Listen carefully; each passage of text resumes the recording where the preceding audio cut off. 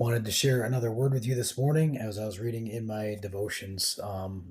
My Utmost for His Highest by Oswald Chambers is the book I'm using this year. And today's entry is called A Bond Servant of Jesus. And the scripture listed is Galatians chapter 2 and verse 20. I am crucified with Christ, nevertheless I live. Yet not I, but Christ lives in me. The idea of a bondservant is you're under a willing slave status to a person, and and so our lives as Christians are supposed to be that of a bondservant or a bond slave to our master.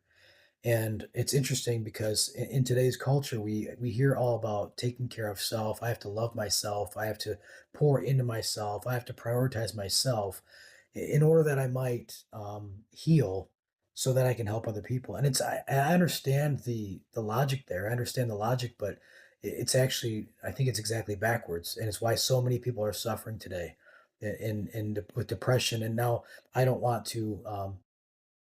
I don't want to whitewash all of feelings of depression are the same.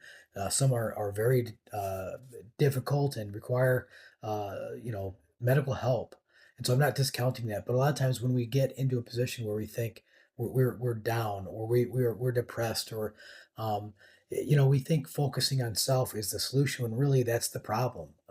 And it's attributed to C.S. Lewis and other people as well. The quote that says, humility is not thinking less of yourself; it's thinking of yourself less. And so the way that we allow Christ to live through us is to prioritize other people. And I've given this advice to people over the years. If you're feeling sort of insecure, you're feeling down, you're feeling depressed, one of the best ways you can fix that is actually not focusing on self, is actually looking for ways that you can go out and minister to somebody else, and you'll be amazed at how much better that makes you feel. And so while it's illogical, perhaps it doesn't make sense. It isn't the way that God has set up His kingdom isn't to make sense in this world.